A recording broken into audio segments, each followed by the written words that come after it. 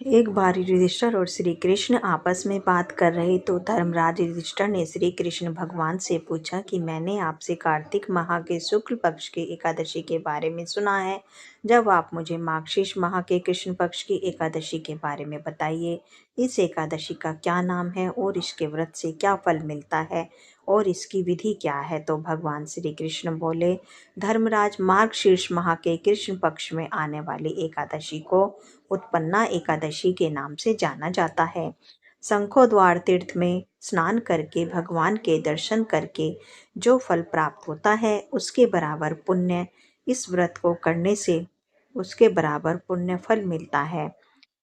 इस व्रत को करने वाले व्यक्ति को चोर, पापी, झूठ बोलने वाले लोगों से बचकर रहना चाहिए और खुद भी झूठ और पाप नहीं करने चाहिए। इस एकादशी का महत्व मैं तुम्हें बताता हूँ, ध्यान से सुनो।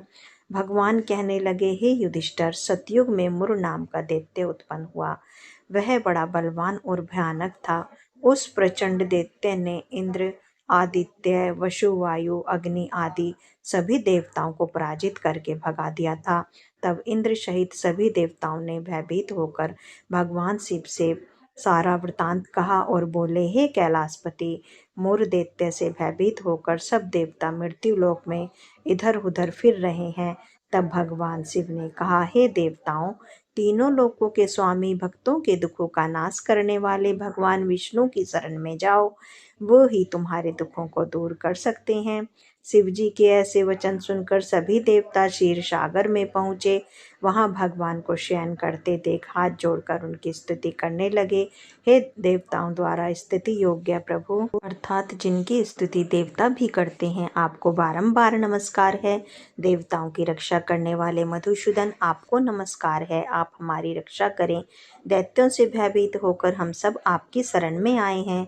आप इस संसार के कर्ता, माता पिता, उत्पत्ति और पालन करता और संहार करने वाले हैं। सबको शांति प्रदान करने वाले हैं। आकाश और पाताल भी आप ही हैं। सबके पितामह ब्रह्मा, सूर्य, चंद्र, अग्नि, होम, आहुति, मंत्र, तंत्र, जप, यजमान, यज्ञ, कर्म करता, भोक्ता भी आप ही हैं। आप सर्वव्यापक हैं। आपके सिवा तीनों लोक में चर तथा अचर कुछ भी नहीं है। हे भगवान, दैत्यों ने हमको जीतकर स्वर्ग से भ्रष्ट कर दिया है और हम सब देवता इधर उधर भागे भागे फिर रहे हैं। आप उन दैत्यों से हम सब की रक्षा करें। इंद्र के ऐसे वचन सुनकर भगवान विष्णु कहने लगे कि हे इंद्र, ऐसा मायावी दैत्य कौन है जिसने सब देवताओं को जीत लिया है? उसका नाम क्या है? उसमें कितना बल है और किसके आश्रय में है तथा उसका स्थान कहाँ है? यह सब मुझसे कहो। भगवान के ऐसे वचन सुनकर इंद्र बोले, भगवान, प्राचीन समय में एक नाड़ी जंग नामक राक्षस था। उसके महाप्रक्रमी और लोक विख्यात मुर नाम का एक पुत्र हुआ। उसका चंद्रावती नाम की नगरी है। उसी ने सब देवताओं को स्वर्ग से निकालकर वहां अपना अधिकार जमा लिया है।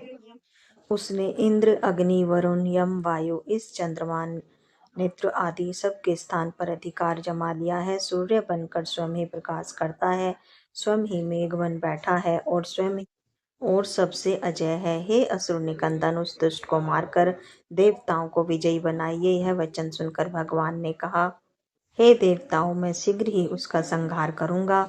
तुम चंद्रावती नगरी जाओ। इस प्रकार कहकर भगवान सहित सभी देवता चंद्रावती नगरी की ओर चले गए। उस समय जब दैत्य मुर सेना सहित युद्ध भूमि में गरज रहा था, उसकी भयानक गर्जना सुनकर सभी देवता भय के मारे चारों दिशाओं में भागने लगे। जब स्वयं भगवान रणभूमि में आए तो दैत्य उन पर भी अस्त्र शस्त्र आयुध लेकर दौड़े।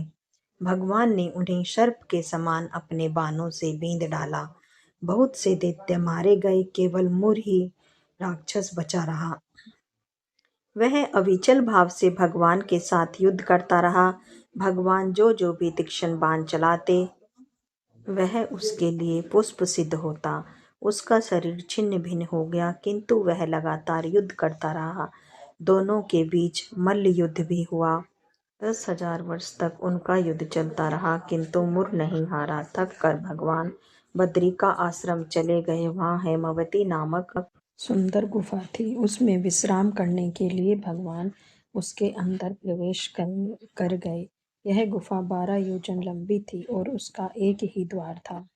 भगवान विष्णु वहां योग निद्रा में सो गए। मुर भी पीछे पीछे आ गया और भगवान को सोता हुआ देखकर मारने का आघात करने लगा। तभी भगवान के शरीर उज्जवल कांति में रूप वाली देवी प्रकट हुई। देवी ने राक्षस मुर को ललकारा, युद्ध किया और उसे मौत के घाट उतार दिया।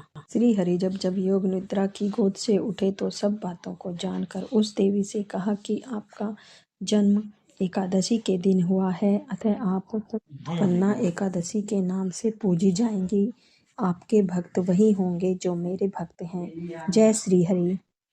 तो चलिए अब जानते हैं उत्पन्ना एकादशी का व्रत कब रखा जाएगा, इसकी तिथि क्या है, कब इसका पारण किया जाएगा।